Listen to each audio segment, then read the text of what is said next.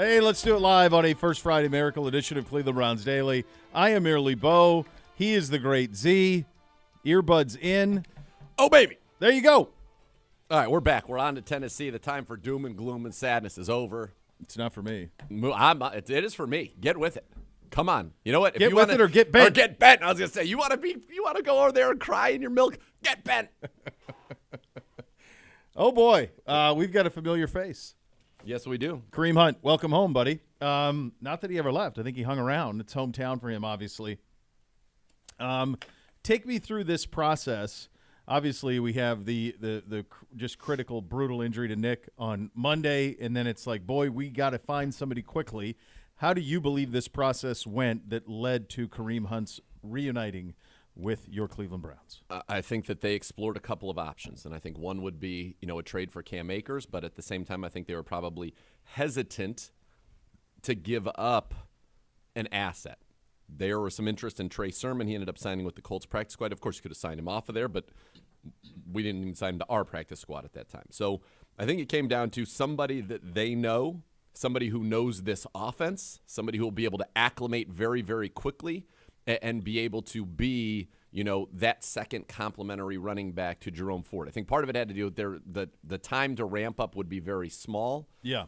I think that they like Pierre Strong, but I think the idea of that all of a sudden you have just Jerome Ford and Pierre Strong, who have very little experience between the two of them. Yeah. I think they want somebody with some experience, and Kareem Ford obviously makes a lot of sense. I don't know if they explored, Dearness Johnson, anything like that, but, Kareem had – you go back and you look at it, in 2019, he comes in after the 8 games for the Browns, 179 yards rushing, 285 receiving, did a lot of blocking. He's willing to do, I think, some of the dirty work, could maybe be the goal line back-ish type of a guy. He's a bigger guy. His great year was 2020 with us, 841 yards rushing, 6 touchdowns on the ground, averaged 4.2 yards a carry, 51 catches, 38 catches, 304 yards, and 5 touchdowns there. So he had over 1,100 total yards and 11 touchdowns. 21 was off to an unbelievable start. Yeah, remember those first 8 games, 560 total yards, 5 touchdowns. And then last year, it just kind of went down a little bit for Kareem Hunt. He averages a career low 3.8 yards per carry, finishes with 468 yards rushing, 3 touchdowns. He averages a career low 6 yards per reception. His career average was 8.6. Just that made you a little concerned. 678 total yards, 4 touchdowns. So I think he's going to be a role player. You wonder, was that an anomaly last year, coming back maybe from that injury and maybe being, more than a year removed, that he could get back to, what we saw more in 2020 and 2021? And if so, he could be a very valuable complement to Jerome Ford and a piece of this offense. I want to run 2 more things by you on this front. Please. How Nick Chubb is not a very talkative guy, right? No. But one of the few people who have been here with Nick who can get him to quickly crack a smile, who I have seen many, many times pal around with around here, is Kareem Hunt.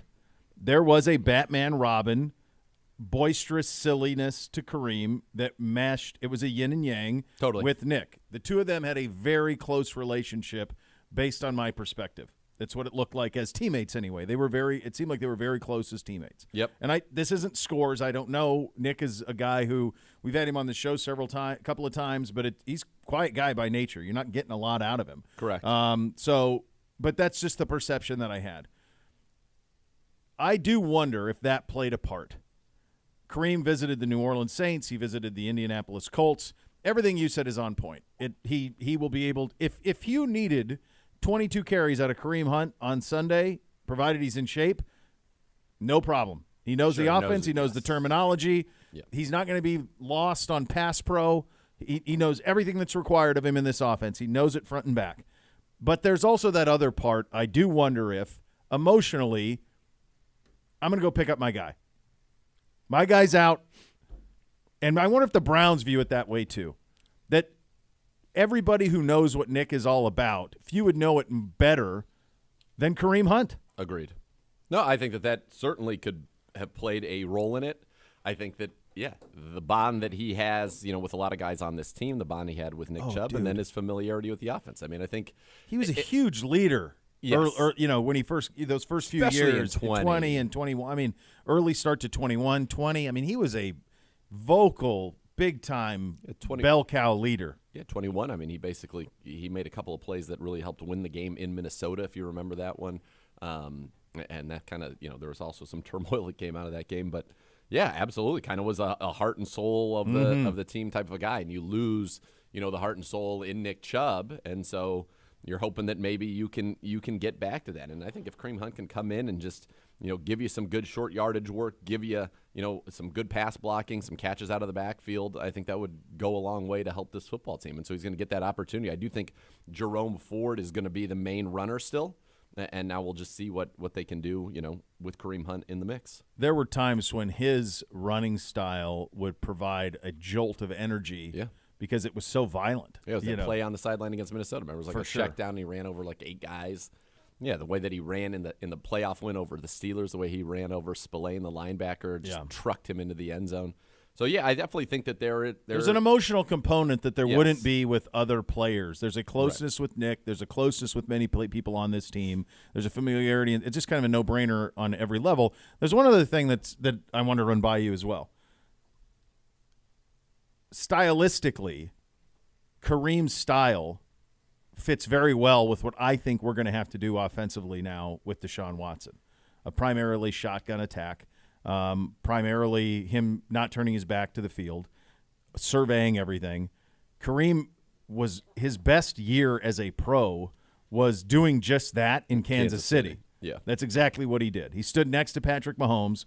He took inside handoffs, ran draws and those ran read and all of that type of stuff, and pass protected. So stylistically, it works too. Yeah, you would think that there is certainly some comfort in that regard for him, in the sense that, he did a great job. And really, that first year that he was able to be with Mahomes, remember, he played only 11 games that year. And in those 11 games, he had 1,202 total yards and 14 touchdowns, including a game here in Cleveland where he absolutely took us to the woodshed. So that was his most successful year when you look at it in terms of, his rushing success rate. You look at it in terms of his receiving success rate, in terms of overall just production, yards per target. His yards per touch that year was a career high 5.8. So I do think there is something to be said for having comfort in that type of a system. He's also a very reliable pass blocker, even though Jerome Ford did a very good job of that in his debut. I think there are a lot of reasons this makes a lot of sense, and I think what we'll find out now is what does Kareem Hunt look like in 2023, and if it can be how much gas is in the tank, baby. If it can be close to 80% even of what he was in 2020 and 2021, and I think for the Browns it will be a very, very good thing. Yeah, and I do think whatever his best is, you'll get it. I don't think there's any doubt about that. Yeah, Kareem Hunt's going to give you everything he's got. That's the way he's wired. And it's good. I mean, it's going to be another guy that's going to have a big level of give a damn on this football team. And that's what we're going to need to rally through this adversity. And it's going to start with, taking care of business against the Tennessee Titans this Sunday. Certainly is. Speaking of the Tennessee Titans, we turn our attention to them. This is a team that's obviously, well, not doing all the matchup stuff right now, but just from a team perspective, this one's going to come quick. Short week anyway, dealing with the Chubb issues. This Tennessee team is kind of a mismatch of parts that don't really make a lot of sense, yet somehow they lose by a point in the opener. They beat the Chargers at their place. They are expertly coached by Northeast Ohio native Mike Vrabel. They have incredible, when it comes to accountability, character. They will play smart. They just kind of are better than the sum of their parts and are better than, honestly, what their roster makes no sense. I mean, so I was going through this today, and I actually have my Titans portions of the boards done. It was very productive Wednesday morning. Good job out of you, yeah. So they're starting 4 new people on their offensive line.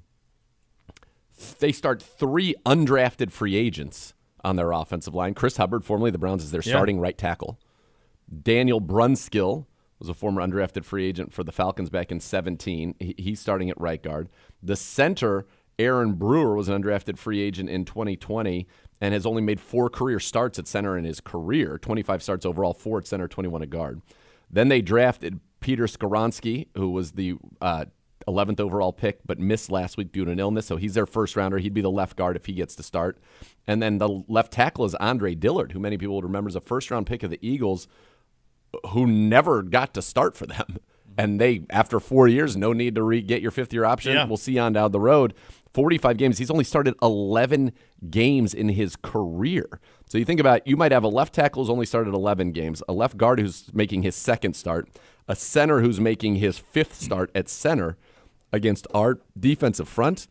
I mean, and you feel like, okay, that's got to be a big advantage for us. And you kind of go through this team, and on the defensive side of the ball, you got Jeffrey Simmons. He's a stud. Danico Autry is still amazing how good he is.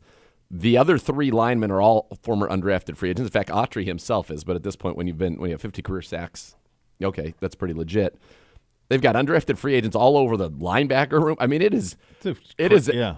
There's not a lot of what was considered at any point to be top-tier talent on this football team. And yet, it's wild. And they yet, beat the Chargers at home last week and in went overtime. to the very end of it with New Orleans at New Orleans in week 1. From our perspective, turning the page, it's going to be about tone. It's going to be about 4 primarily. Honestly, this has been a Nick Chubb team.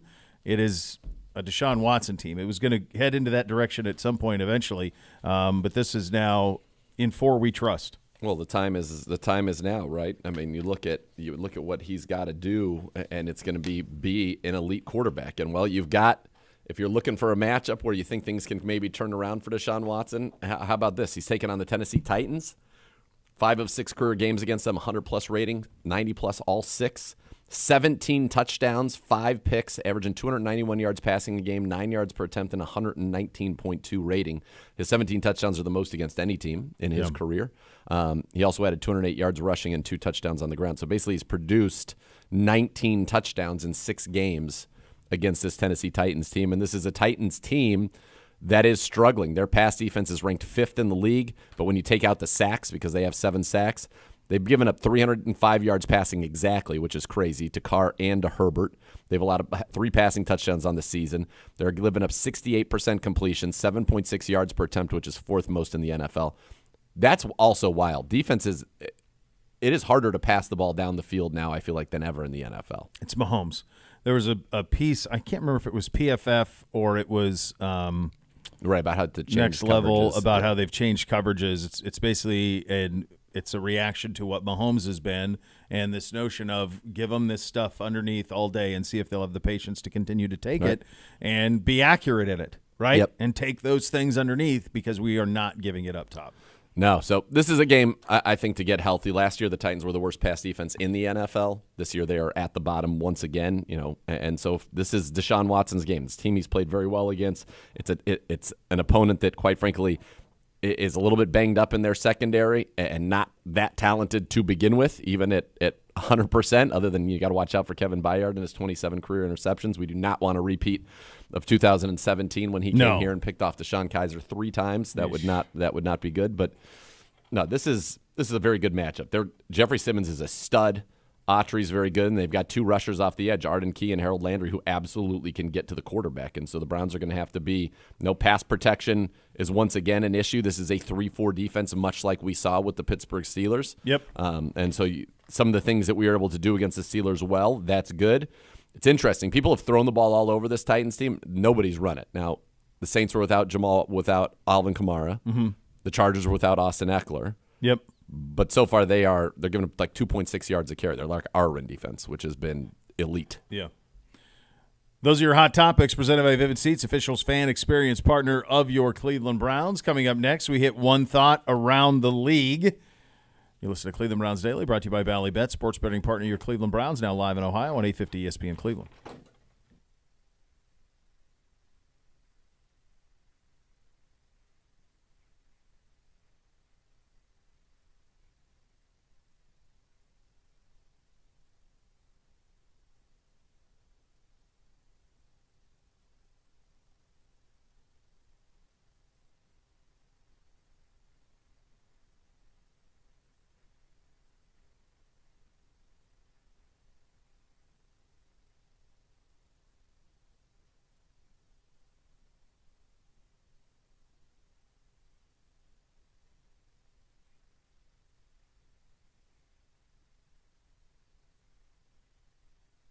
Real estate. Howard Hanna.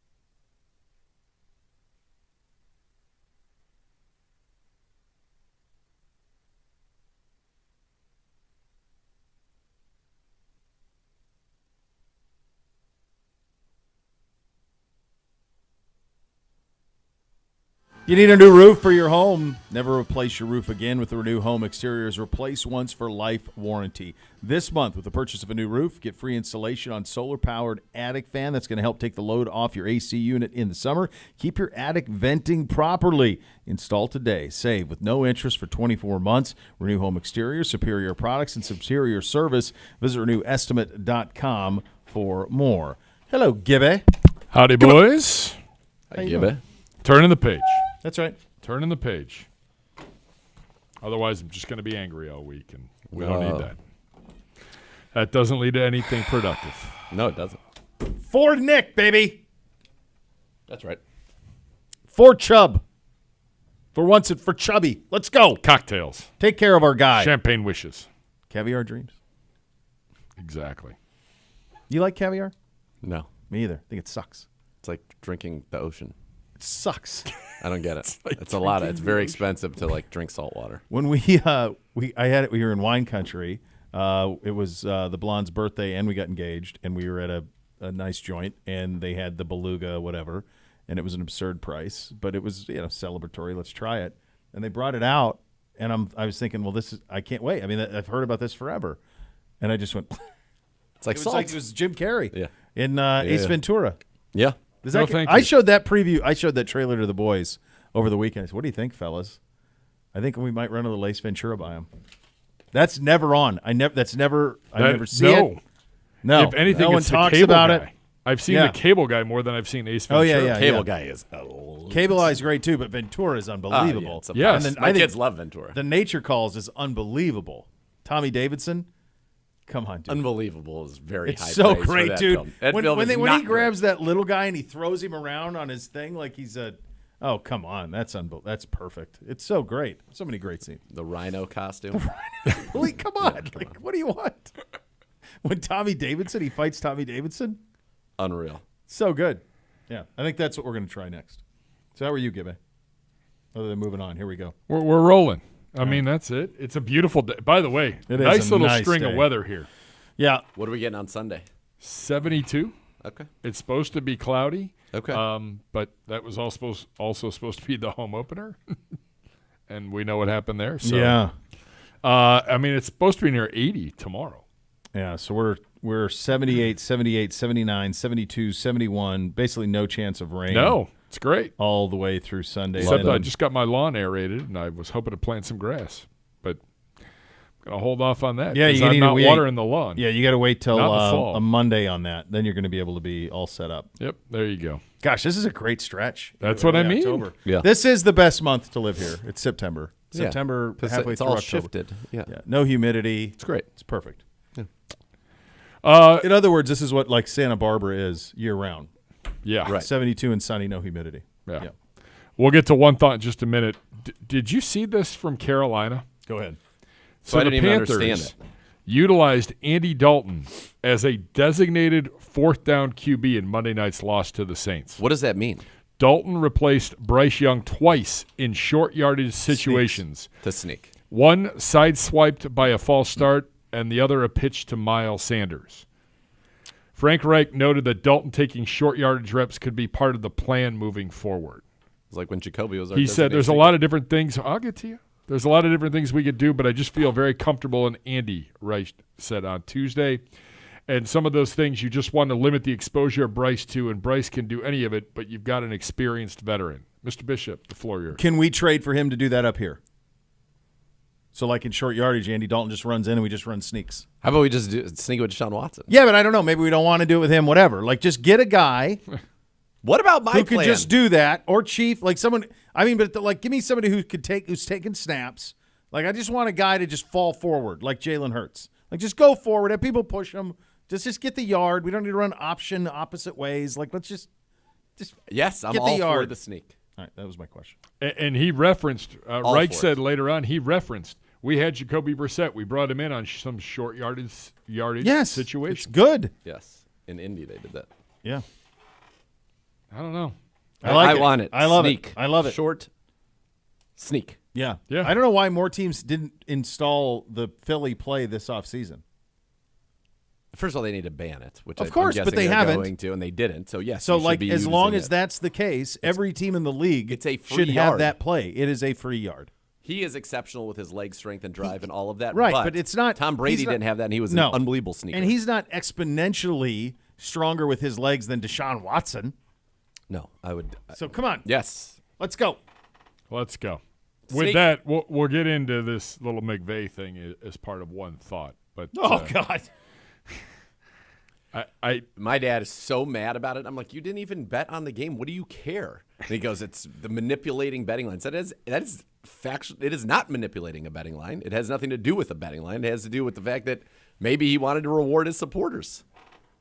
That's the only thing that makes sense. But it was the not only artificial. thing it could be. No. Every It's the only team- thing it could be. I've never seen a team do that in that scenario where it's down to the last play. I think they thought that they would be able to get that off and have a chance at an onside kick. 4 seconds. 4 seconds. No, but I don't think they thought it was going to take that long when initially. And what he says is we were trying to get in field goal. As soon as we got in field goal range, we're going to kick a field goal. Do you know So what we it did. says on the on most of the walls in the Ohio State practice facility?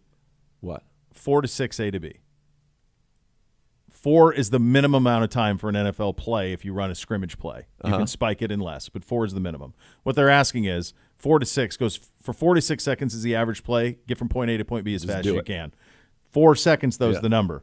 There was 4 on the clock. There was no more play. No, I think it was absolutely done to either. As he said, they have a I new think you kicker. hit it right first. But I think it's he wanted to reward his supporters. He wanted to reward his supporters who bet on his team. Yeah. and give his kicker an opportunity. Remember, they got Matt Gay was their Pro Bowl kicker. He's gone. Yeah. But normally you would just have Stafford throw it into the end zone or whatever. He said they he didn't wanna felt get him like hit. it was an opportunity to be able to not leave Matt Stafford susceptible to an unnecessary heave to the end zone. It wasn't I a believe heave. you're trying He's to from win the 30. game. Well, they were never. Here's They the were, thing. they were down 10. You could have also taken a knee. Yeah. But in my mind, and let's just go crazy devil's advocate. Let's say that it had nothing to do with the line. I believe that there was some portion of this decision. Who's one that of his had to best do friends? with the line? Do you know who McVay pals around with a little bit out there? No. Al Michaels. Yeah. So he's Come aware. He's aware. So maybe he did it for Al Michaels. Maybe he did it for Al Michaels. He could have. Well, he certainly helped me out. But I think that at that point, and this is just, it's probably unconventional because you don't see it, but let's just say they won their first game. Yeah. It is a new kicker. They had a guy who's a Pro Bowler, Matt Gay, who I think is now kicking for the Colts, I want to say. He's somewhere. He left. He signed a Bounced free around, agent. yeah. He signed a free agent deal somewhere. So they have a new kicker. Maybe he thinks that their team is a little bit better than they used to be, and they want this kicker to get reps. In a preseason, we talked about with us. Like, there were times when I said, what are we doing trying to score? Yeah. Let's go send Cade York out there and get a field goal so that we can figure out what's going on with him. And by the way, Cade York makes his return this week as on the practice squad of the Tennessee Titans. So maybe he was just saying, we can't win the game. There isn't a play that exists where we can win the game. Yeah. Let me get something of value out of value, this. yeah. And, oh, by the way, if he makes it, great for his confidence. And Rams fans who bet on their team will be happier than not. You make a lot of great points. I think it's probably 100% Uncle Al had 10 stacks on the Rams. And it went from 10 to Do you 7 think and a that half. He's aware of that? Like, do you Yeah. think Kevin I don't Stefanski think- is aware of the I betting didn't lines? say Kevin Stefanski. You said Sean McVay is aware of betting lines. Yeah. Yeah. Sure. I think that played a role in it. I think There's that, no I way. Think I mean, that, it just. I think that- you make a lot of good points. I think but, there's like, some validity it's to my a way logic. to validate. That's all of that validates it. You can spin it that way, but it's. I think. And by the way, I'm going to help my guys out. And if he did that, so Great. what? I don't care. He It hurt me in the scores. Why but from wouldn't the he say standpoint of that? like, well, because they don't want them to even ever acknowledge that they have any part of that. So that's why you don't say it. Yeah. But no, I mean, it's great. He rewarded people who believed in his team. yes. It was crazy in real time, though. Like to run 2 minute, spike it, and then. I think they Field were goal. trying to Crazy. get. I think if well, Well, people- sure, The but funny they thing didn't is, have enough nobody time. would have cared about it if it was the play before it got him there with like 10 Correct. seconds and they And kicked then the they field goal. go- Nobody would care. Nobody would have cared. Correct. Yeah. Or if he would have kicked the field goal on the previous play. Wasn't it a little far? Because it still ended up Could have being been, a yeah. 40-something yarder, and that was like a 15-yard pass to. Yeah, Nakua. you're right. It would have been a 62-yarder. Yeah. Yeah. The Rams still formidable. Maybe Stafford's- a lot more Stafford's formidable good. than we Stafford's thought. good. Stafford's He's good. really good. And Stafford's they're good. throwing to humans no one's ever heard of. The kid from yeah. BYU. Guy, it's a Kyron historic Williams. start to his career. Yeah, like I don't even know who they have, and Stafford's got Tutu him going. Atwell. Yeah. Remember he was him? like a second or third pick. I liked him, but he was Yeah. diminutive. Yeah. But he's balling. Hate to see it. They can't really trade Stafford, though, right? The contract, Contract's I think it's very brutal. difficult. Yeah. Yeah. Like they would. I mean, you put him on Atlanta. Good night. Yeah. That's a squad. Atlanta's They seem to be doing just fine, though. Right, but there's they're this not huge playing. ceiling on. It's a They're not but- playing anybody. cement Look ceiling at on where what they came they're in the NFC South. Do they have to be? Yeah, there are 3 teams 2-0 in the NFC yeah, South. they're all they are. We'll see how that thins out. Baker's lighting it up. It's Yeah. amazing. Yeah. It's Philly Play Mike time. Evans. It's Philly week. Throw the Evans, bombs. baby. Yeah. Mike Evans, What did this- Pedro not Pedro have to say about the Niners? He was about their team? Yeah, about the win. He was very pleased. Okay, but like, He wanted the cover. yeah. But he doesn't Pedro even on the care. cover. I don't. He just thought. Who knows? Do you know what he's probably most mad about? If the 49ers would have won, it would have validated what I said, that I was the son he wish he had. And then it goes a the lot of other way. disappointment, I'm It's sure. It's just more disappointment. Yeah, just what more. it's Well, meant, I am the son. That's right. Sorry. well, I'm sorry. I am the son. I am the son. All I'm right. the eldest son. Listen, he obviously likes me a little bit. He's coming here to stay for maybe who knows how you read this. He's coming here to stay for 10 days. He is booked a trip. At scholarship. the Casa? Yeah. Oh my God, 10 in the Casa? And he's like, I was like, that feels a little long. You need to send him to the condo or something for a couple of days. If he wants to go up Get- on the lake, get up on the lake and- why not? Yeah, no. Hit up some wineries. Yeah. He's coming in the Sunday before the Niners game. So the Sunday of our bye week. Yeah. And then he is leaving Tuesday after the Niners game. I have a strict 6-night policy with my father. Strict. That's the max. We'll see. Anything over. Well, and I'm not And on on- vacation. on That's the other night- thing, yeah, too. you're Like, I'm working. Why didn't he? Yeah, like Yeah, you would you think. had time off. Yeah. Yeah. All right. But we'll we'll make see. it. Yeah, I'm make do. sure there's going to be a lot of good food eaten. Yeah. A lot of scallies. Boy, I was gonna say. A lot of Some scholarship. good vino. Make sure you're up Better to speed stock on up. that. Yeah, I've Make stocked sure up. you're I up to have speed on stocked that up. season. Get I a have wine.com. stocked up. I have stocked up. Get the 20% WTSO, off. man. WTSO. Lock them in.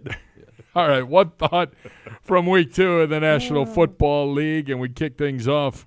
Seahawks, Lions, Seahawks 37, Lions 31. Both teams now 1-1 on the football season. Bishop, one thought from you. It's just one that if you're – I mean, this was the Lions – the Lions' loss to Seattle was our loss to Pittsburgh. Like, it just was – it would have been such a tremendous thing for them to start 2-0, to beat an NFC team at home. Goff threw just a terrible pick six in this game, but he's been so good. He Other than was that, pretty good. He's been awesome, really. He's been so good, but he's threw a brutal pick six. It's a heartbreaking loss for them.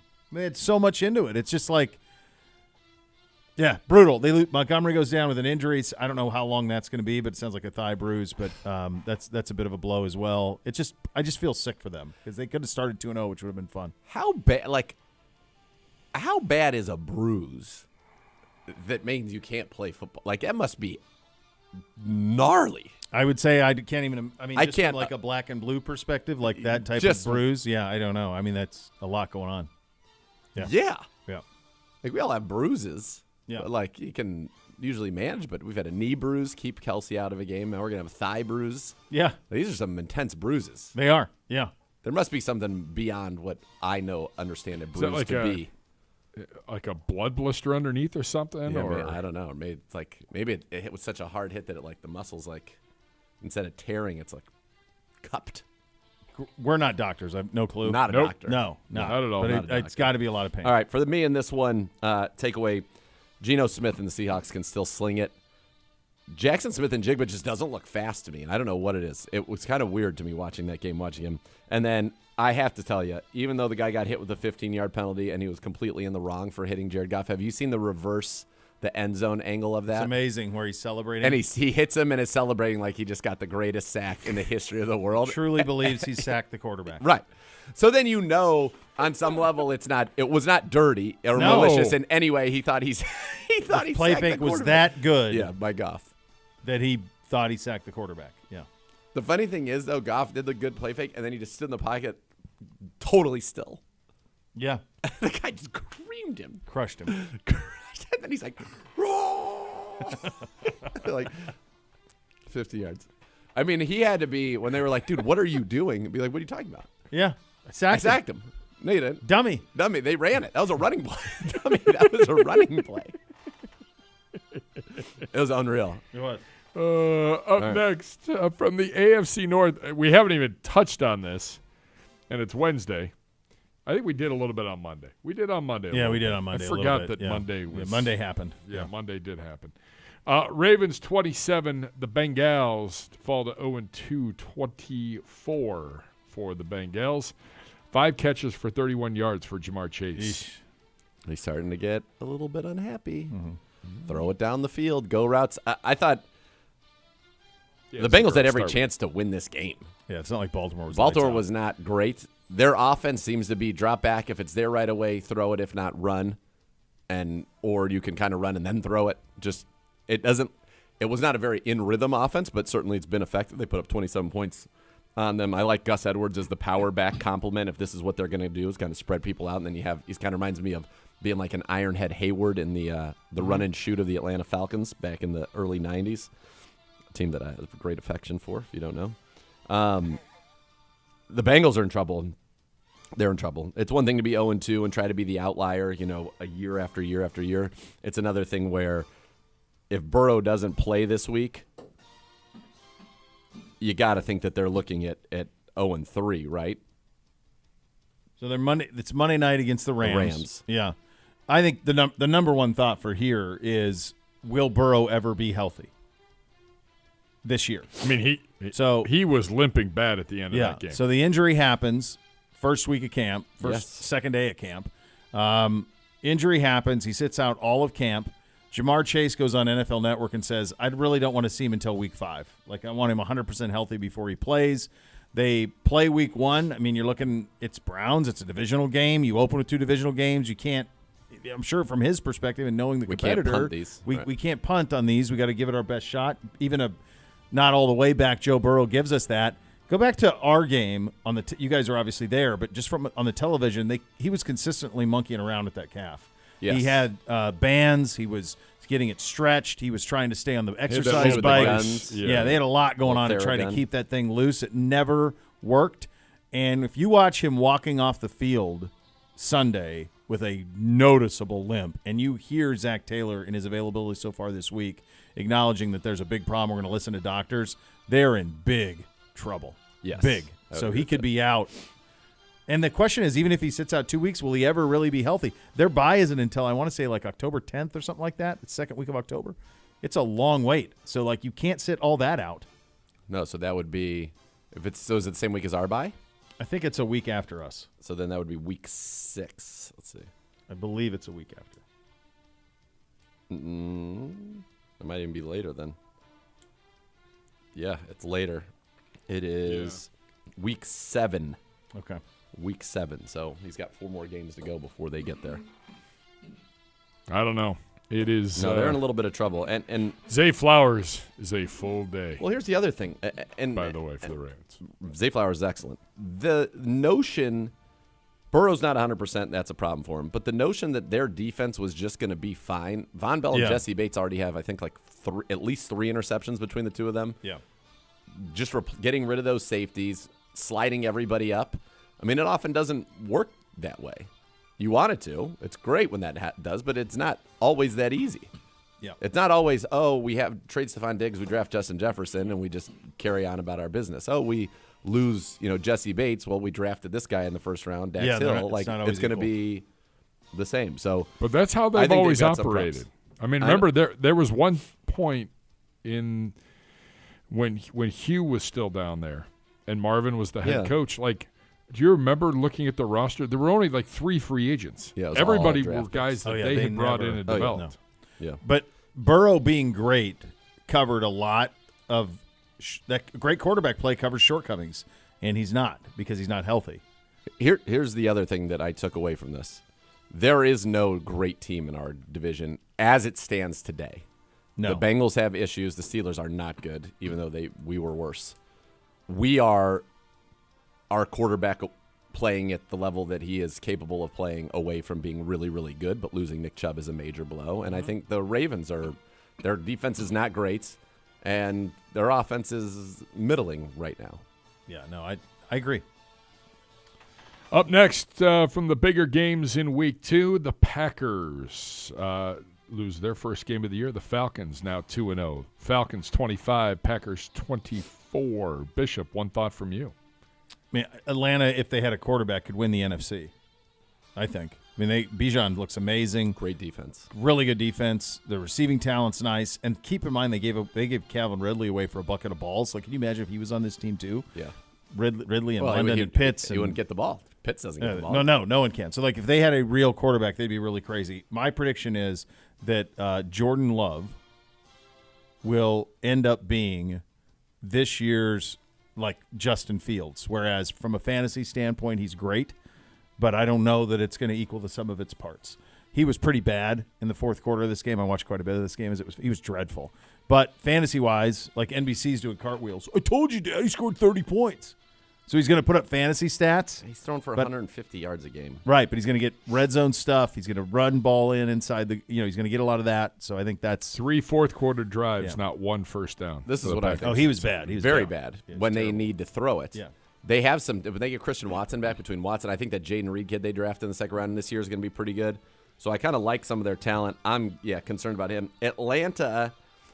Here's the thing that I woke up to a text from our good friend Tyvis Powell. Oh, the Falcons are 2-0. Like, I never said they were going to be bad. He kept the receipts. But what I said was they are not a serious team. And they aren't a serious team right now because they have zero chance, to go to the Super Bowl as they're currently constructed.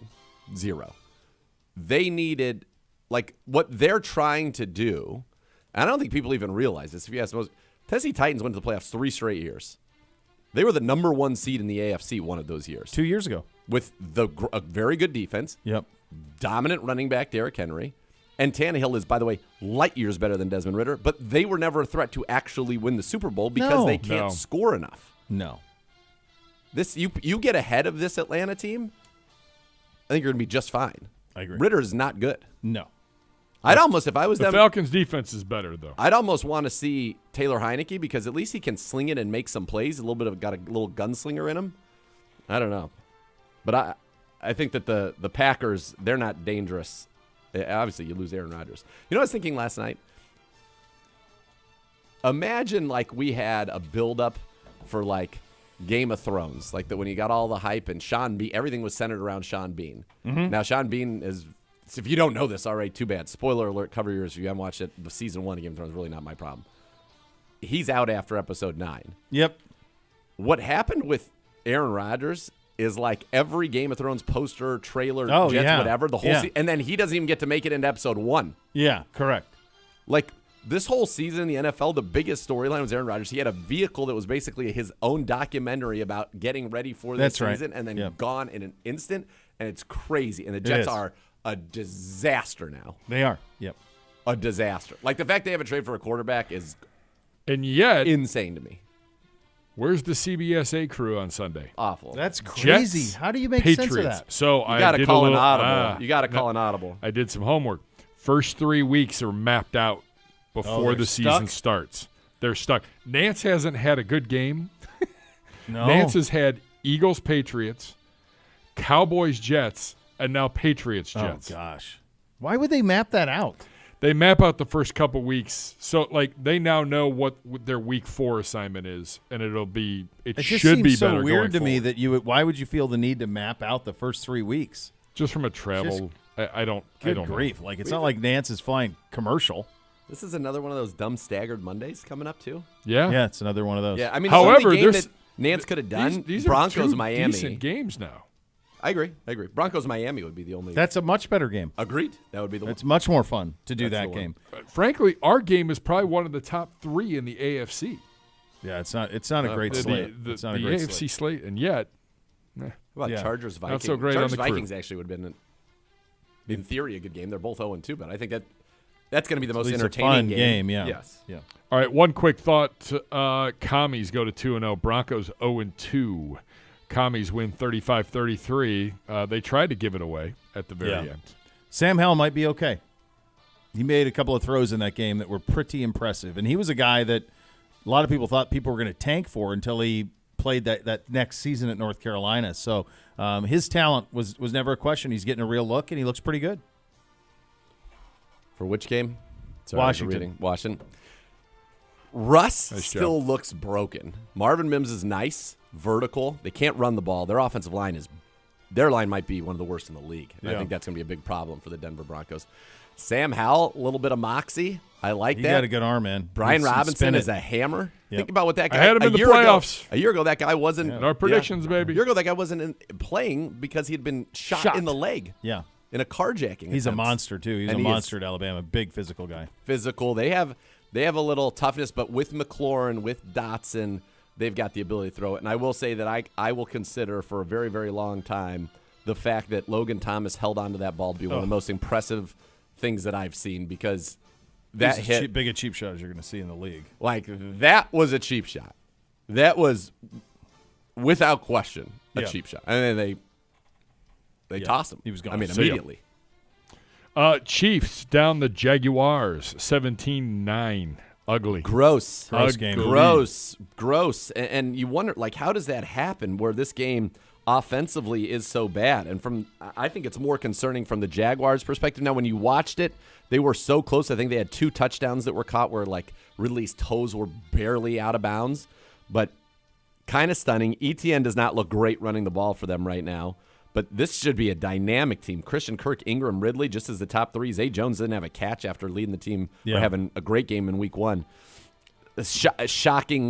Shockingly low offensive output. 26 points between these two teams was a real stunner to me. But the highlight was definitely Ian Eagle's call for the Kelsey touchdown that he quite found the good. blank space. Yeah, that was Unreal. pretty. That was quite good. Kansas City they're not there. Kansas City, 3 turnovers in the game, 12 penalties. That's how they were early last year, though, if you remember. Yeah. It was turnover-riddled, and that was what was keeping them from being successful. A lot of self-inflicted wounds. Mahomes, it feels like, is a little bit more of a slow starter.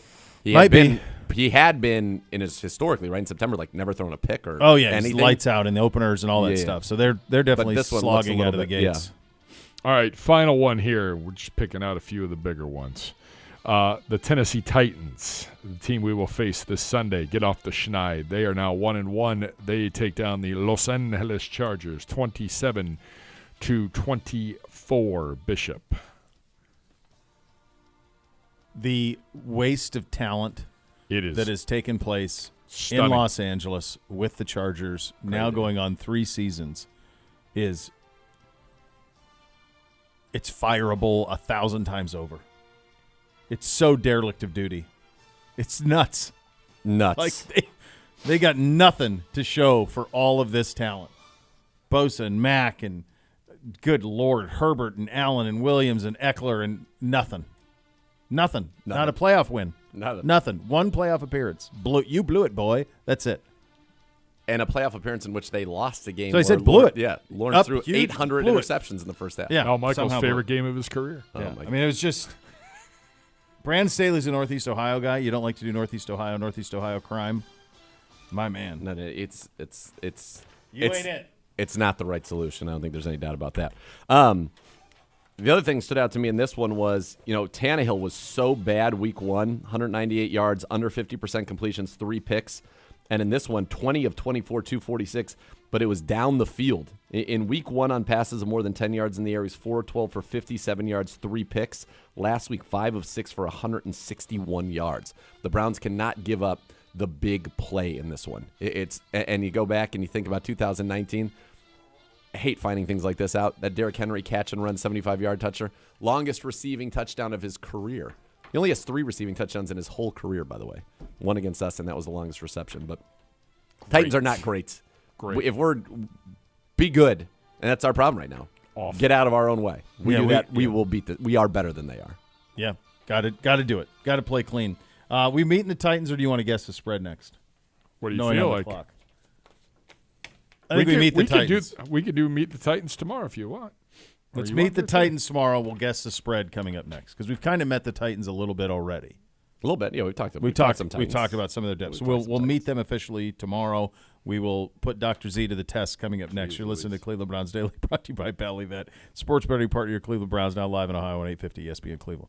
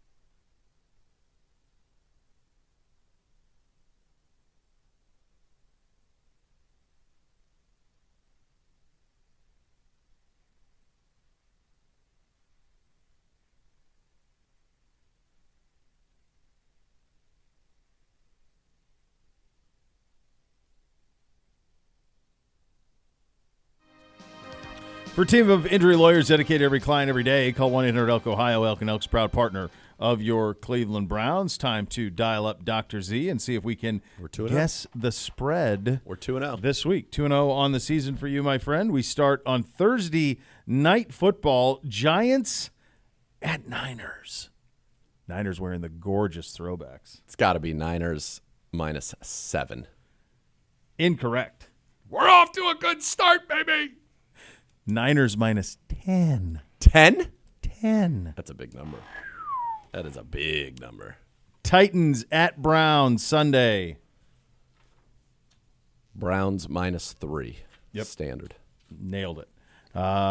Falcons at Lions. Falcons at Leos. Ford Field. Detroit -2.5. Incorrect. Detroit -3.5. A little bit robust. Well, we have half points now. Saints at 1-2. Packers. Saints at Packers. There's a lot of ways you can go with that one. Packers -1.5. Got it. Packers -2. Packers -2. Broncos At the Dolphins. At Dolphins. Broncos at Dolphins. Miami -6.5. On it, exactly. Great job out of you. Chargers at Vikings.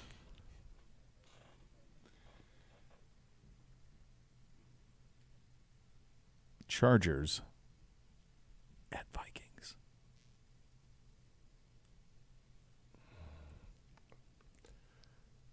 I think the Vikings should be favored, but they're also not good, and Vegas knows that, so maybe the Chargers are favored. I don't know that the Vikings aren't. I think the Vikings are all right. Their defense They played is- pretty their well. defense They is are, but they not can good. score it. They can score. Cousins 708, 6 touchdowns, 1 pick so far. 2 games. Pretty good. Pretty good. Pick 'em. Got it. Even.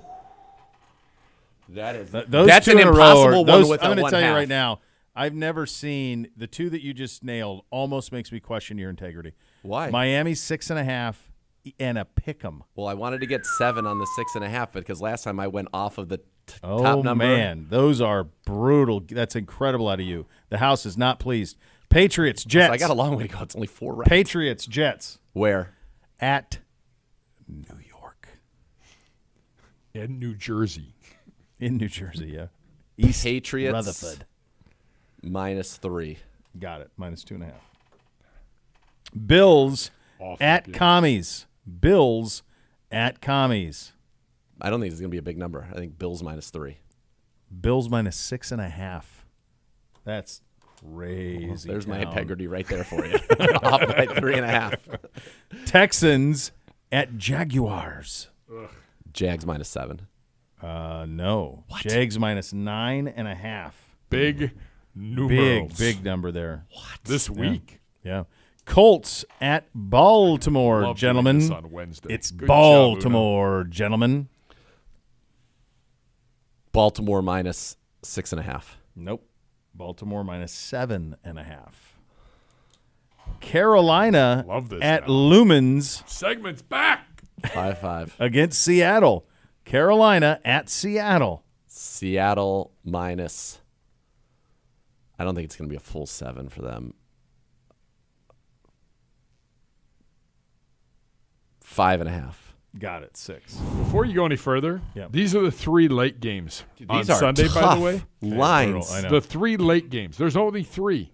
Carolina, Seattle, Bears, Chiefs, Cowboys, Cardinals. Oh, God. Those are your late games Those are on your late Sunday. games. So we're Did missing you hear everything fun. Did you hear Yes. the Justin Fields presser today? No. No, I saw some things. But Wow. What did he say? He's just got to get back to being him. He's thinking he's thinking too much. And somebody says, "Well, why are you thinking too much?" And he goes, "Could be coaching, could be what this." I mean, like Ruh-roh. he went all in. Why didn't all they in. just go ahead and copy everything the Eagles did? I have no idea. Just keep it simple. Just do the Eagles operation. Bears at Chiefs. So I'm at 6 and Bears. You're at 6 and Chiefs. 5.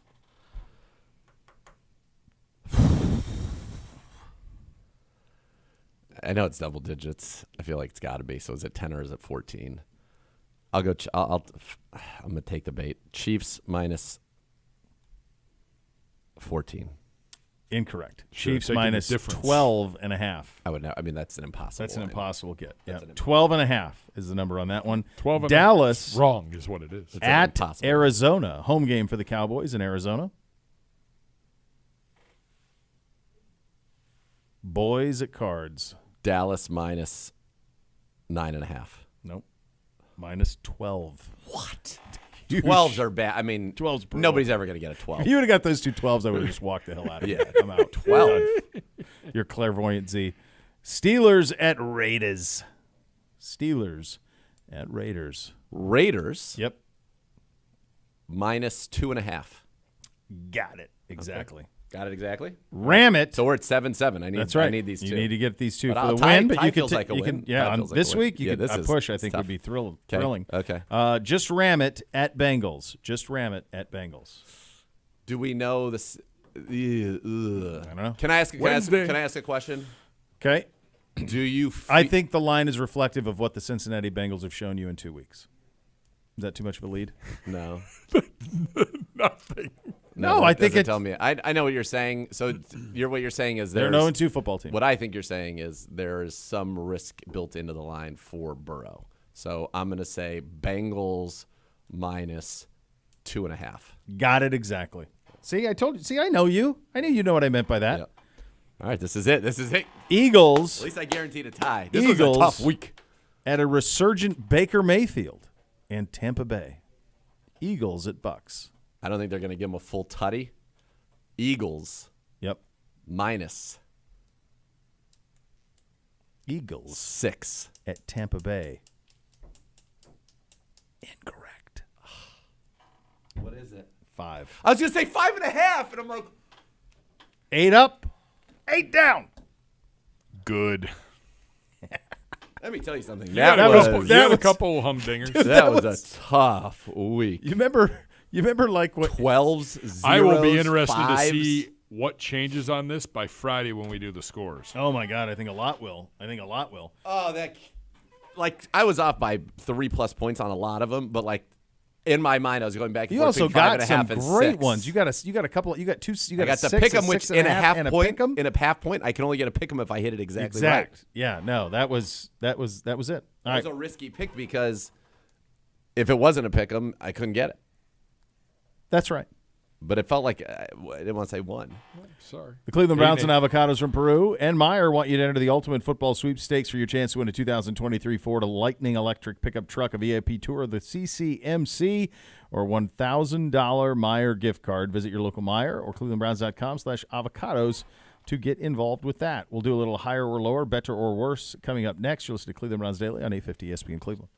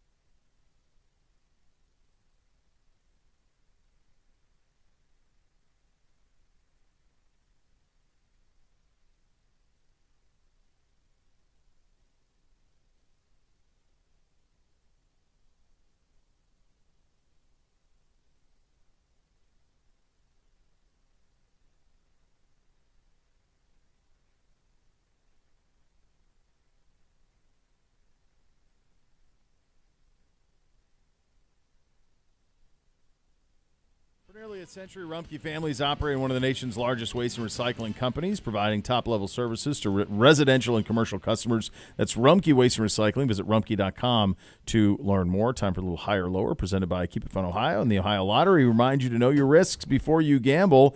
Hello, Gibby. Hi, gentlemen.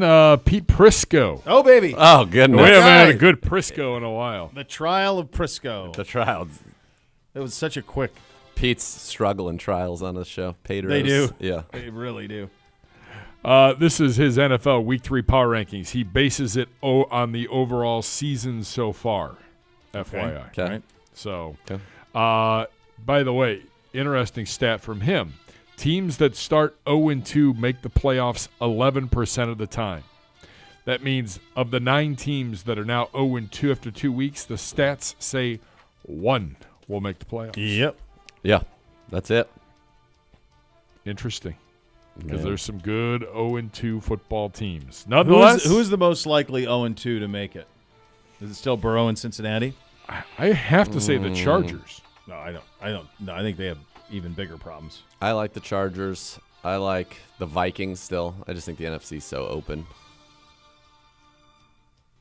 All right, so the 0-2s, absolutely no chance for New England. So the Bengals are the most accomplished team that's 0-2 by far. Chargers and Broncos 0-2. Vikings, I like that one just because of the NFC. And then, no, that's it. So, yeah. I don't know. I'm not bailing. You can't bail on Cincinnati yet. I don't want to bail. It has everything I'm fine to do with with bailing Burrow. on them, but like It has everything to do with I know Burrow and that I know. calf. Yeah, I mean Yeah. it would be a stupendous failure if in the year of giving him the contract he never got healthy and they missed the postseason. Yeah.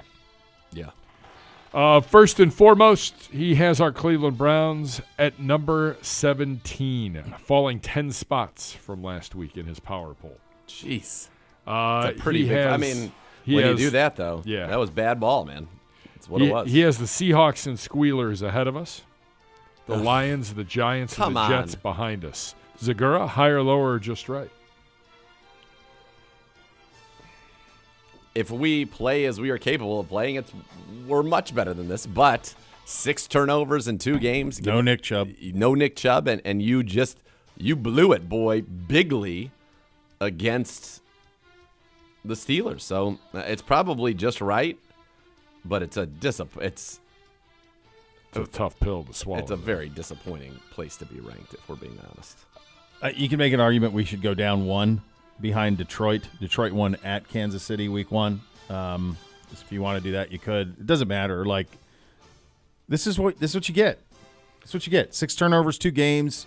You lose a game where you're leading in the fourth quarter and you give up negative 7 yards to the opposition. Like this is appropriate Your for offense what is happened. giving And the most other team important more offensive points than player. the defense is giving up. Yeah, the most important offensive player on your team in the last 6 years is now gone for the year. Yeah. So I mean this is what you get. Next, Now we're better than the Titans who are 14, but what are you gonna do? we got to go do Well, that this they're the highest. They're the biggest riser. We're the biggest faller. So as of last jumped week, them. He loves the. He's like you. He likes the Chargers. That's why. So he's all they jacked up were about that. they were 23rd last week, and we were 7th. Yeah. Next, Higher or lower? number 1 in P. Prisco's power poll, the San Francisco 49ers. No Bishop, problem with it. lower or just right? I think he's got the right 3, and I think the first. I think you could do what you want with Dallas and San Francisco. San Francisco's wins are more impressive, so I'm cool with them being number 1. But them and the Cowboys to me are the 2 best. The Eagles, who he's got 3rd on this, they could get. I'm not worried about them; they'll be fine. But they're not quite going. They're 2-0, and they haven't looked good. No, they No. go pretty bad, honestly. Bad fourth quarters. Yeah, they're still 2-0. Yeah. So they beat Vikes and they beat Pats. Nerd. Niners, Cowboys. Great NFC Championship game. Nerd. Gorgeous It'd be uniform great. game. Oh, man. So beautiful, yeah. Yeah, I'd feel like Prime would be out there. Coach Prime would be taking that game in. We're in luxury 49ers or Cowboys? Probably, Boys. he probably, I don't know. Boys. He looked so good in that one in '94. No, and it was Apex Prime. Yeah. Was 94 with the 49ers, was the best he ever was. I'd like to see maybe a half jersey. Yeah, I think it's I think he wouldn't want to alienate either fan base. It's a pretty remarkable thing because Jerry signed him after 94, and then the Cowboys won it in 95. So he won the Super Bowl in back-to-back years. Yeah, so did Haley, right? Did Haley go that year too, or was he there I thought earlier? Haley was. I thought Haley's Haley- won like $1 billion. No, he's won like 7, but I thought I he love won with Charles the Haley. the earlier Cowboys. the early teams. Cowboys. And I then could be came to wrong. the, no, you could be totally right. Ken Norton went Cowboys first, 2 Niners. 2 Niners. Yeah, correct. Yeah. Yeah, all those guys were just bouncing There should be a around. 30 for 30 about that. That rivalry. Like those guys just bounced that yeah. year. The number of players that bounce back and forth. There were a few of them for sure. So Haley was with the Niners early. Like Joe Niners, right? Yeah. Yeah. He was 88, awesome. 89, 91. Then he went to the Cowboys, and then he returned to the Niners in 1998. Okay, so he won 3 Super Bowls with Joe, and then 3 with Aikman. 5-time Super Bowl champion, it says. Okay, 2 with Joe, 3 with the Good Cowboys. job by him. Yeah. Yeah. Next. Higher or lower? By the way, for all the praise we heap on the AFC, top 3 are all NFC. Yeah. Number 4, the Kansas City Chiefs. Number 5, the Baltimore Ravens. Zagura, higher, lower, or just right for said Come on, Pete. Ratbirds. Come on, Pete. Come on. Okay, hold on real quick. Haley, listen to this run he had. 88 wins the Super Bowl with the Niners. 89 wins the Super Bowl with the Niners. 90s first team All-Pro with the Niners. 92, he wins the Super Bowl with Dallas. 93 wins the Super Bowl with Dallas. 94 is first team All-Pro with Dallas. Doesn't win the Super Bowl. 95 wins the Super Bowl with Dallas. Quite good. He's either It's a good run. Either He's won either a Super first Bowl team or he was an or- All-Pro.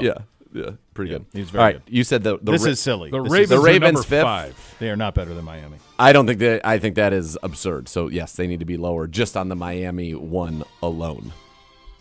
So yes, they Bishop? are. They are worse. Yeah, they're not better than Miami. I would have Miami as the number 1 AFC team. If we're just going on What they've so done there- this year. Yeah, there's two ways you can look at any ranking.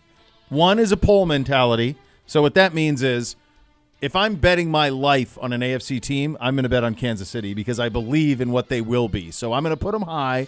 I'm going to keep them high. I'm going to give them benefit of the doubt over and over and over. The other is the week-to-week mentality in terms of what you've actually seen on the field. And what I've seen on the field, Miami, I could argue should be 3. Yep. Yeah. They went 2 LA and 1. They battered the Pats at their place. They played 2 road games against quality teams. They're 2-0. Yep. To me, they should be 3rd. I like them third. I like that. Niners, Cowboys, Dolphins. Those have been the 3 most impressive teams in the NFL to me Yeah. by a pretty wide margin. Next. Higher or lower? All right. Number 6 is the Dolphins. Number 7, Buffalo, after their big week 2 win.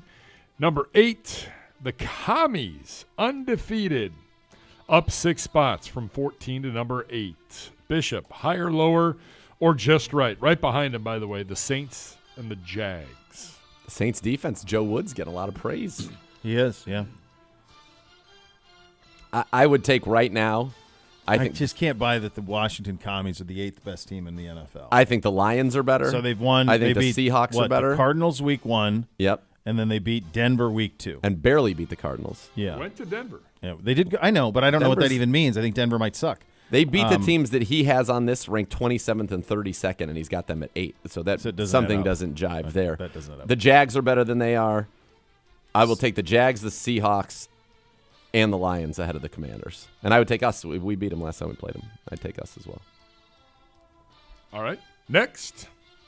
Higher or lower? Number 9, the Saints, as I mentioned. Number 10, the Jags. Number 11, Baker Mayfield and the undefeated Tampa Bay Buccaneers. Higher, lower, or just right, Bishop? Pass.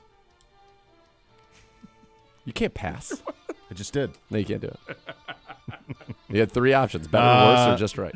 Come on. I even Let me gave you just- just You wouldn't take them over the Seahawks or the Lions right now. No, but that's the poll mentality in you. Based on what they've done on the field, they've got a good win at Minnesota, right? And then they took care of business and hammered a really bad Chicago team. I mean, It was dreadful. And they were, by the way, So honestly, it was a it one-possession was game in the 2017. fourth quarter Yeah, I think before Fields decided to throw picks. I think the Falcons might even be better than them. I have them 3rd in the NFC South for what it's worth. I agree with you. I think Seattle is better too. Obviously, I think we're better.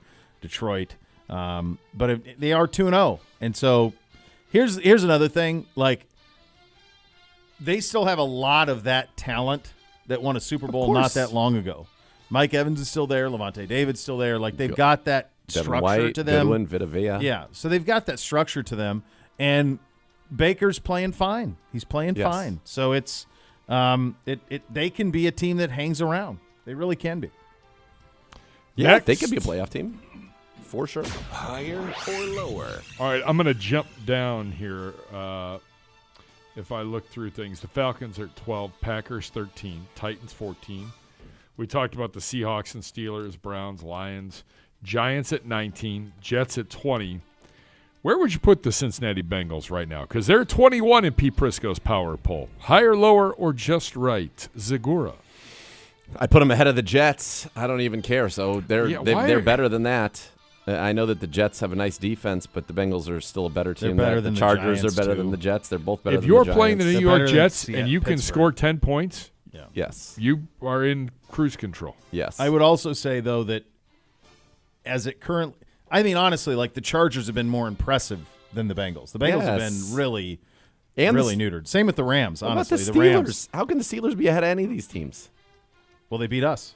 They beat us, so you can put them ahead of us. That's on us. That's our bad. Right, But they but shouldn't if be you ahead do of the other teams transitive if you actually watch the games. Right, but if you do transitive property, then you say the Browns whipped the Bengals, the Steelers beat the Browns. You're just looking at scores, which is always a headache. The Rams should be higher on this. They get the Rams 23. The Rams have been pretty decent. I don't know. Cincinnati, this is a big, big week for them, man. It's a big week. So they get the extra day to get Burrow healthy. They need it. They're better than those teams for sure because you know what their talent is, but they do have some real issues that are starting to crop up. Yes.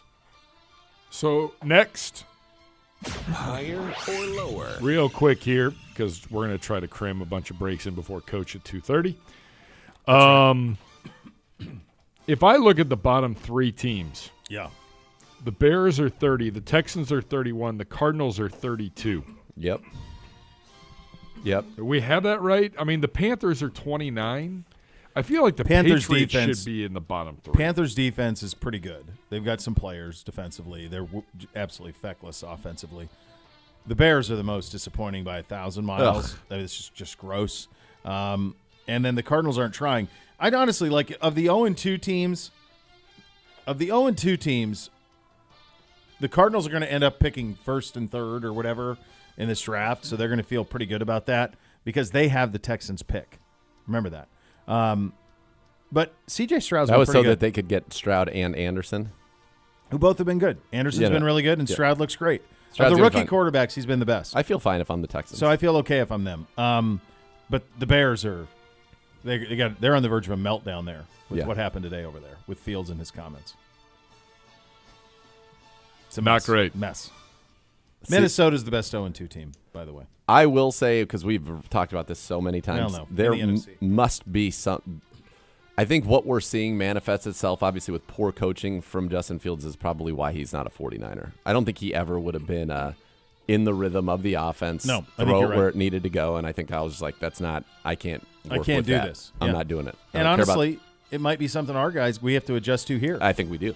I think you're, yes. Yeah, you have to got to play to the strengths of the guys, and if Kyle's like my system, this is what we're doing, and Justin can't do it or it doesn't look like he can, Right. based on what you're seeing right now. All right, Coach at the podium coming up next. You'll listen to Cleveland Browns Daily on 850 ESPN Cleveland.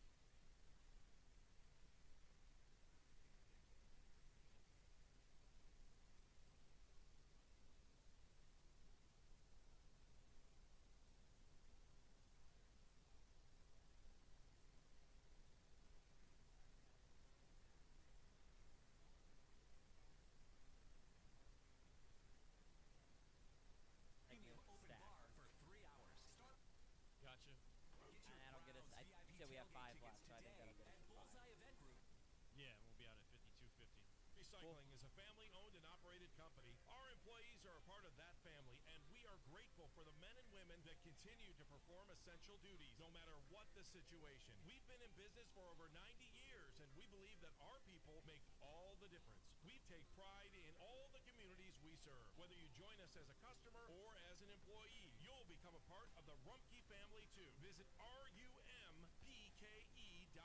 to learn more. Go Browns! Missing your NFL team's out-of-market games?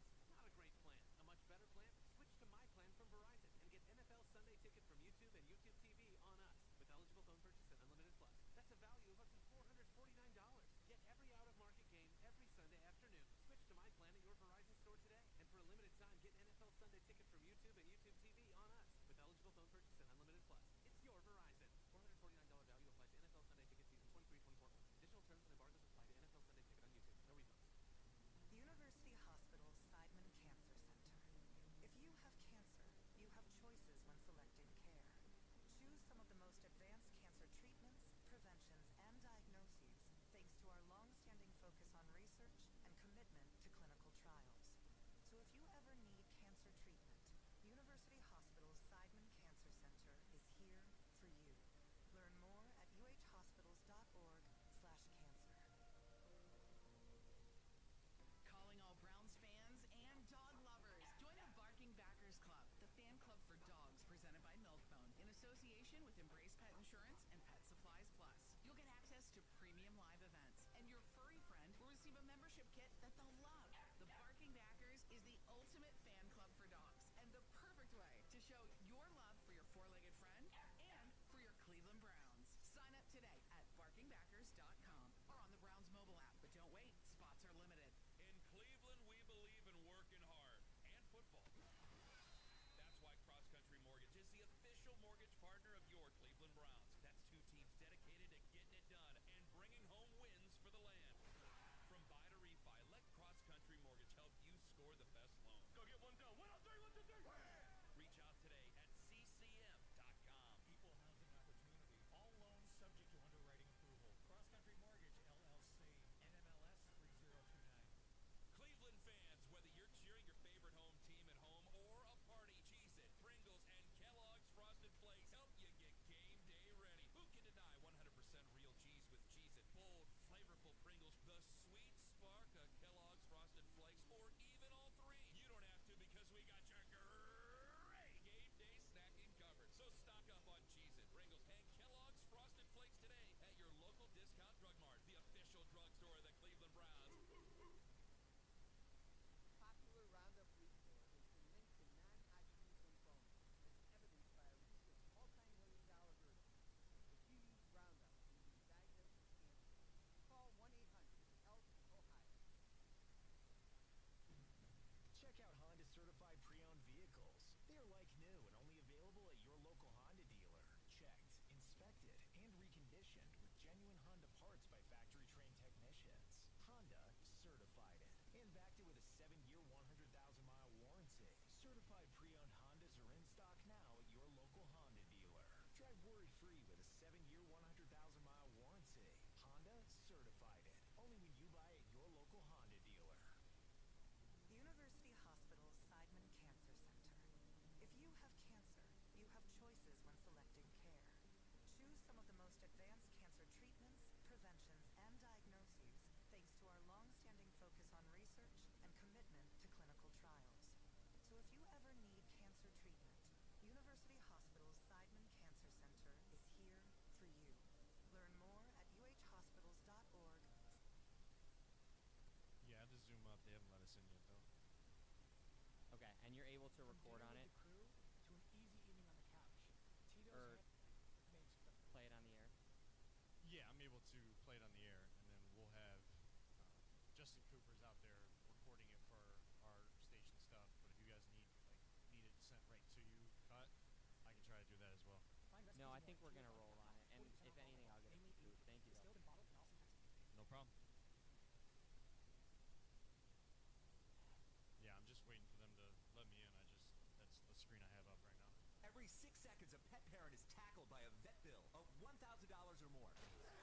Embrace Pet Insurance is the ultimate playbook, providing a up to 90% back on vet bills, so you never have to choose between season tickets and the medical care your pet needs. Don't leave your pet's health on the sidelines. Visit EmbracePetInsurance.com or call 1-800-EMBRACE. That's 1-800-EMBRACE or EmbracePetInsurance.com.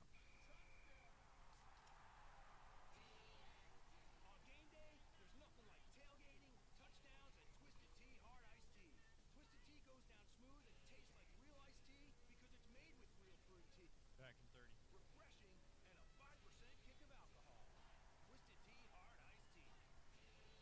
Look for the bright yellow cans wherever you buy beer. Keep it twisted.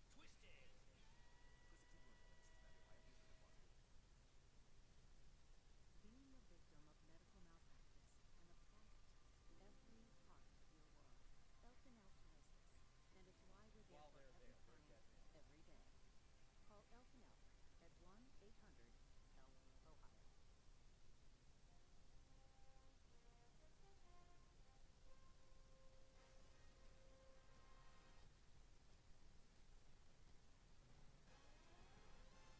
Cleveland Browns Daily brought to you by Ballybet.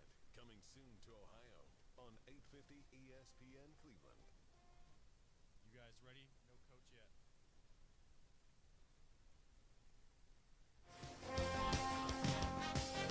Well, does your furry friend have what it takes to beat out the competition? Enter the dog race sweepstakes presented by Milkbone. Chance to have your pup compete in the annual halftime dog races. Visit clevelandbrowns.com/contest to enter and check out more from Milkbone at your local grocery or pet supply store. Coach Stefanski will be available. Kareem Hunt signed this morning, and so the job of turning the page to Tennessee and also turning the page offensively in terms of what you are going to be built upon is on. That job started. And they're going to have a walkthrough this afternoon, and then you start to prepare for Tennessee in full. Yep. Oh, look, hey, that's you. Came right on the app. I was going to look about to that? see. I was going to look to see if in the if it gave the number, but I'd imagine he's coming back. He'll get 27 back, right? He did. 27 is open. It's open. Yeah. So provided he wants it, he can do it. It's there. Yep. We didn't issue it. It most certainly is. Yeah, because I think he'd be in 27. Unless, what if he wore a 24 as like an homage? Well, I had thought Can you about do that that? too. I think you can. I think he probably could. That would be a question for Nick. Like if he would want that.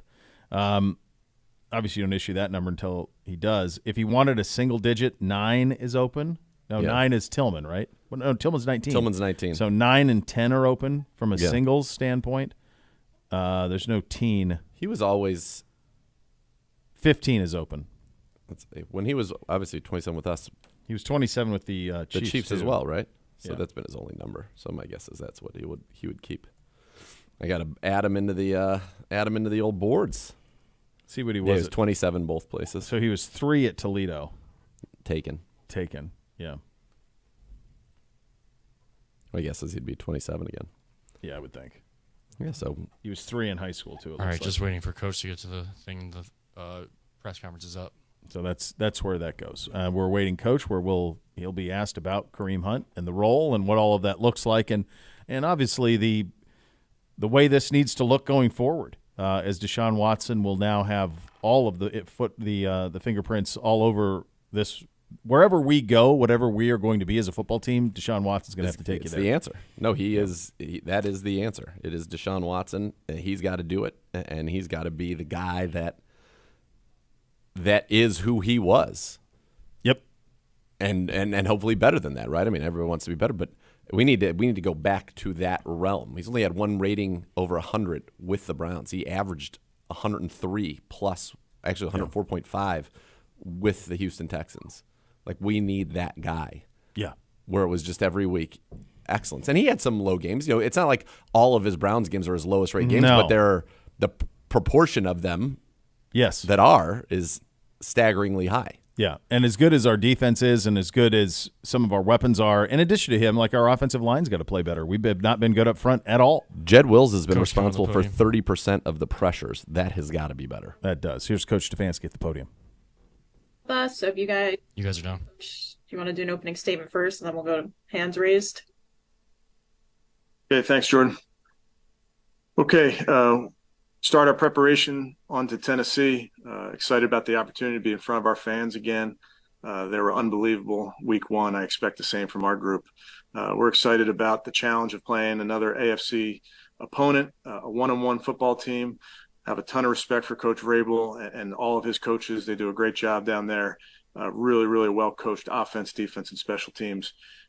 Like every week, the challenge is different, but the challenge is definitely, there are difficult matchups when you talk about facing the Titans, whether it's their defense, their stout front, how they're able to defend in the back end, their offense, obviously with an unbelievable rush attack. We know what they're capable of, really well-coached, sound, physical special teams group. So it's a unique challenge every single week. So what we're doing here today is pouring ourselves into the preparation so that we're ready for that challenge. And with that, I'll take any questions. All right, first question, we'll go to Scott. Hey, Kevin. Did you watch Kareem's workout yesterday? And if so, how did he look to you? Yeah, I did. And he looked in good shape. As you guys know, there's football shape and there's working out to stay ready shape. So I'm sure he's going to come along this week and we'll see where he is. But he looks to be in good shape. The way it ended with him last year, he was able to go to free agency. Did you think it was always a possibility that he'd be able to return, or did you kind of move past that? I think in this business, you never know, really. So, and that's what, when guys leave here, you're always rooting for them. You're wishing them well. And again, in this case, an opportunity presented itself here. Kareem has familiarity in our offense and what we're about. So felt like it was a really good fit. Thanks. All right, next we'll go to Tom. Thanks, Jordan. Kevin, you just touched on the familiarity that Kareem has. How much does that help given these circumstances? Yeah, I think it's a big deal, Tom. I mean, as you know, when you add players that are free agents, oftentimes you have to ramp them up and get them ready to play. And we have done that. You can do that. In this case, there's obviously some newness that Kareem is learning, but he can pick up things very quickly. So that definitely factored into it. If I could pivot to Deshaun real quick. You said after the game that obviously there were some throws that he'd like to have back. When you took a look at the film, what did you think of his performance overall? Yeah, very similar to all of us. Plays, calls that you want back, blocks that you want back, tackles, all those. Anytime you come up short, there's things that you want to do differently. I think that's the beauty of our sport. That's the beauty of playing in this league where you get another opportunity. But I know Deshaun and all of our players want to continue to make plays. All right, next we'll go to Mary Kay. Kevin, can you just talk about how I'm guessing that Jerome Ford will continue to be your lead back, and if so, how do you think Kareem will complement him and his running style? Yeah, I think Mary Kay, Jerome is the lead back, but we have to work through all of those type of things and what Kareem's ready to do this week, if he's ready to go this week and what type of load he can carry and Pierre Strong. So I think we need to work through all of that. But yes, Jerome is the starter. And what does Kareem bring that's maybe sort of different than Jerome, just in terms of his running style and whatnot? Yeah, as you guys know, having been around Kareem for a bunch of years, he's a very, very physical runner, slashing style, excellent catching the football. So just brings a really well-balanced skill set to our group. All right, next we'll go to Cam. Yeah, and you talked about that familiarity and having to game plan and maybe let it play out as you see what Kareem can do. But how much can you go back to the things that you know about Kareem when you're planning for what he's able to do this week and even just next week, these recent games?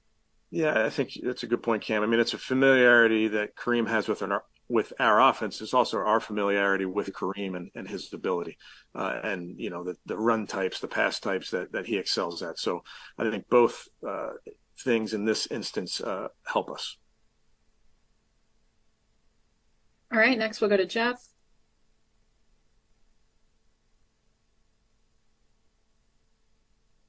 So just to be clear, Kevin, do you think there's a chance that you could use Kareem on Sunday? I think there's a chance, but we got to see how this week plays out. Okay, and when you look at other struggles of the offense. And I guess we always focus on Deshaun, but what can be done to make it better than it was these first two games? Yeah, I think it takes everybody, Jeff. I really do think we can make adjustments really in all areas to be a little bit cleaner on our technique, be a little bit cleaner in our execution. It's really pretty simple. I think for us, we look real hard at scheme, technique, alignments. I mean, the nuts and bolts of it to make sure that we're doing everything to have a precise attack. Thank you. All right, next we'll go to Daryl. Yeah, Kevin, just a couple of housekeeping things here with Amari, Greg, and Zadarius. Is this more just giving them time to get some treatment, or are you concerned about their availability Sunday? Yeah, I'm not really thinking past today. This is really more day-to-day, giving them some time off. And then just looking at the Titans with Ryan Tannehill and that offense that Mike Vrabel's running down there in Tennessee. Just your thoughts on what you see when you study the film and the challenge they present to you. Yeah, a very, very physical group. Starts with the run game, getting a ton of touches for Derrick Henry, who's as good as anybody as there is. One man can't tackle Derrick Henry at all. You got to swarm to the football, and then they take their shots. They have a great boot action game, a great keeper game, run actions, play action shots down the field, screen game. So everything really is built off their run game, but it's an impressive attack.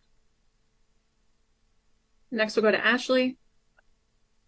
Hey, Kevin, I wanted to ask about DeWand. I mean, I know you talked a little bit about him after the game, but after reviewing the film, how did you guys think he did overall in the tough assignment that he had? Yeah, I think tough assignment. I thought he performed well. He's got to continue, like all rookies do, just got to continue to get better throughout this season. And I think he's working really hard with the coaches. Like we talked about earlier, every week is different. So you pour out that game plan from last week, and you pour in this week. So that's what he's working hard on. But a young player that I think is just going to continue to get better. All right, we'll go back to Tom for the next one.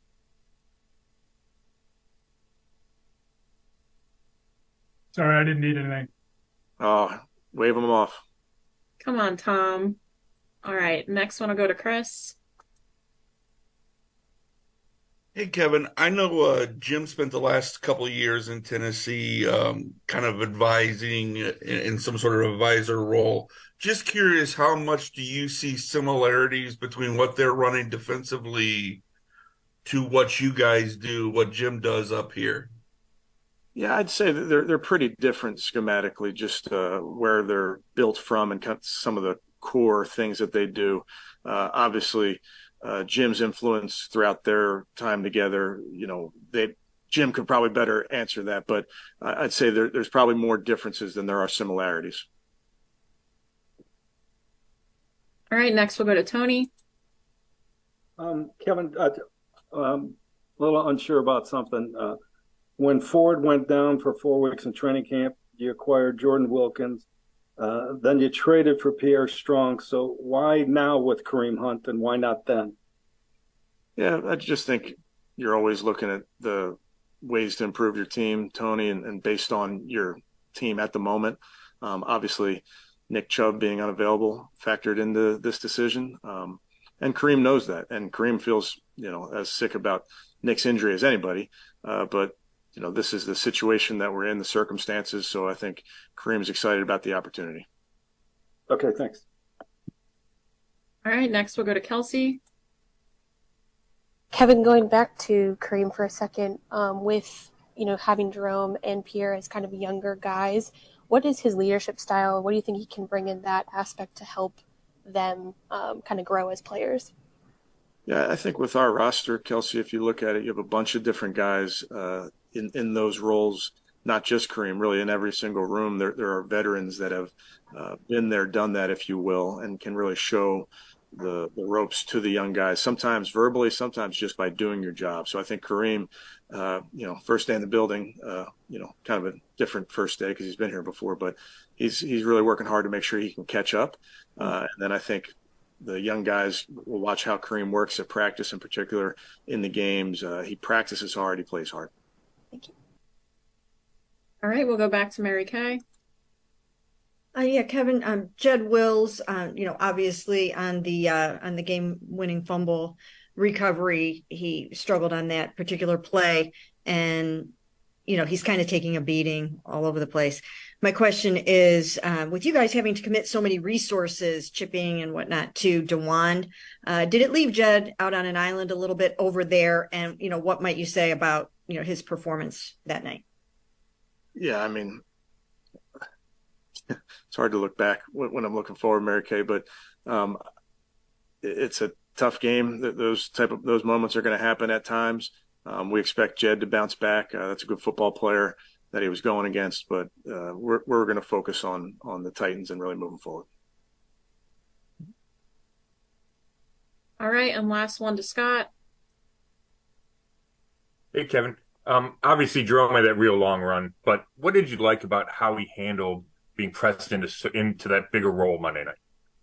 Yeah, I think it's a lot of our young guys, Scott, hear this from me all the time, and it's about staying ready, and because you just never know when your opportunity is going to come. And I think Jerome's been a great example of that as somebody that works really hard on the field, in the weight room, in the meet.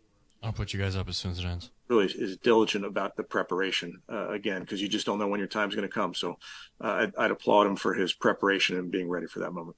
And then Grant had another strong game. Are you seeing anything different from him this year from last year? It just seems like he's making more plays. Yeah, simply that. I mean, I think with young players, more reps, more plays gives you an opportunity to show what you can do. And I think he's done a nice job. Thanks. All right, I think we are good. Thanks, everybody. Okay.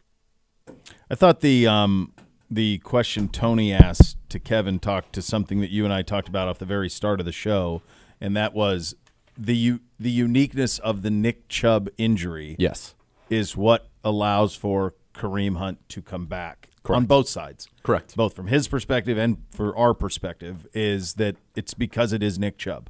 I think you're exactly right about that, and they didn't need Kareem Hunt because they had Jerome Ford, but once they lost Nick Chubb, they really needed that guy with the veteran to be that complement to him, and so I think that's exactly where we're at now. One other thing, and it was such doom. It's been yesterday was tough, obviously, but one of the things that has been a real bright spot through 2 weeks is the double deuce. Been Grant phenomenal. Delpit Happy has birthday been- to him, by the way. Oh, how about that? It's his birthday today. Only 25 years old. Jeez, Yeah, really? he's a stud. He's coming, absolute man. He's really stud. coming. Yeah. You saw it week 1 against Cincinnati. It continued in the game against Pittsburgh. He's just where he needs to be, and he's there in a hurry, ready to go. Every time. Yep. No, he's been phenomenal. He's one of the top-graded safeties in the National Football League right now. You'd go back to the end of last year. He's now got 4 picks in his last 6 games. He has been a game changer, a game wrecker. He has been superb. And he's somebody, that when you talk about, the future and succession planning and all of that, to me, he is somebody that I would like to see get, an extension in the course of this season. Oh, my gosh, he's not yeah. somebody He should be a cornerstone based on what we've seen the last half of last year and the start of this year. Agreed. I don't think you want to see him, kind of get away from our organization. So I'm with you right there, 100%. No, he's been very, very good, and this will be a very, very fun week to see, and very curious to see how this operation looks on Sunday. Yeah. Now that we go in a very different style. So you hear from Coach on that as the preparation begins. They're going to go ahead and do a walkthrough today, and then you're back on the schedule that is quite normal with a Thursday, Friday, and then away you go with the 1 o'clock kick down at Cleveland Browns Stadium on Sunday. Still so much more to come, and we mean that this time. You listen to Cleveland Browns Daily on 850 ESPN Cleveland.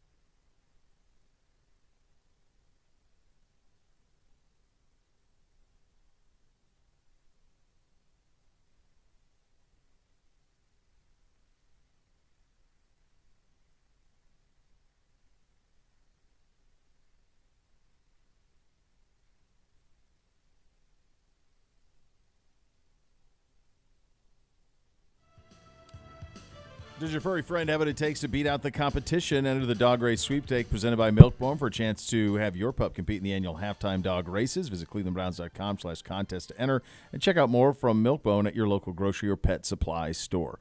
I'll tell you what, remember last week around this time, we were talking about, who you are week 2 can solidify kind of what you're going to be. Obviously, you can't take into account injury. You've had 3 catastrophic injuries in the league in terms of season-ending stuff to guys who are going to be key players.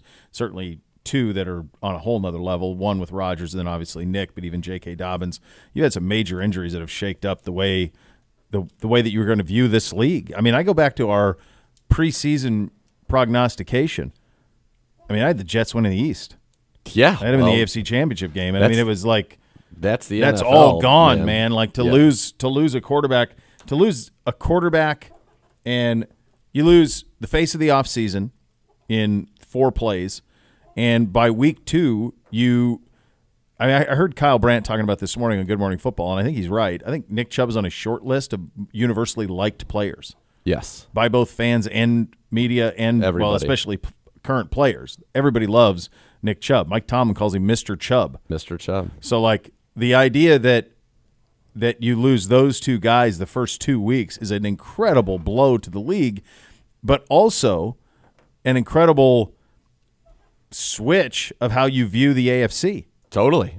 We have a lot to prove. The Jets are going nowhere, and there's been the AFC has not been as good early as I think any of us thought that they would be. No, I think that you're right about that, and it's been some slow starts in places. It's been, devastating injuries in other places. It has been, definitely a little bit of a tough go in the opening of the AFC. And I was making that joke earlier because it occurred to me last night. Like, the guy that was billed really is, and I know Mahomes you'd probably say is the biggest star in the NFL he's ever. The second biggest star coming into this season in terms of everything leading up to this season was Aaron Rodgers with the Jets, gone after 4 plays. Yeah. And not coming back. That's just... I like it was a little bit Game of Thronesy, like all of the lead up, the running out with the flag on 9/11, like all of it, and then it's just gone over, and you're just left empty. Like, I was very curious to right exactly when that happened. Didn't you think like it was a dream? Like when you watch it in real time, because you watched that show in real time, right? I sure or did. Did you catch up? No, I sure did. Yeah, me too. So I watched it as it aired. So it wasn't like it was and a I didn't know. phenomenon. I jumped on. Yeah. I didn't know about the books. I just thought HBO Swords, I'm in. Let's give it a shot. HBO Swords. And so we watched, and when that happened, I thought the season. And the other thing they started doing there was it was the penultimate episode that was the one that had the huge drama. It's something they did. Well, that was new. It used to always be the series season finale. Yes. So it was so shocking that it would happen in that manner. I thought for sure that episode 10 would open with eyes wide awake and it's a dream and away. But no, far worse. God, listen, that's how the Jets probably felt when they went to sleep. They thought they'd wake up. That was just a nightmare. No, it's reality, and that's the National Football League, man. It just keeps on going, and that is tough. It is a tough spot to be in. That's for dang sure. Yeah, and it's lonely. I mean, that's lonely. something. That's our part of the rehab. Yeah, you think about what Nick Chubb is looking at from a rehab standpoint, what Aaron Rodgers is looking at for a rehab standpoint, when you're staring down the barrel of a year. And that's why, like, you got emotional with Anthony Walker when you had him on, and we played that on Monday. Like, when you lose your season early and you're staring down a surgery and rehab while a season is happening, and knowing that if it all goes well, maybe a year from now you can be back to what you were, but there are no guarantees. That's brutal. That's a brutal spot. It's yes, very tough, and it is lonely. I mean, I know some of my buddies, fortunately, knock on wood, the Miz has never suffered a big injury, but when they get injured in wrestling, and it's like you're just on your couch rehabbing, or you're at the decade of surgery, and you're just everything else is going on as though it was, except for the you. world doesn't stop, brother. No. All right, tomorrow we'll start to set our attention to the Tennessee Titans, who will be here on Sunday. We can tell you that the next level is coming up next. We can tell you that we thank you for listening. Cleveland Browns Daily, 850 ESPN Cleveland. You guys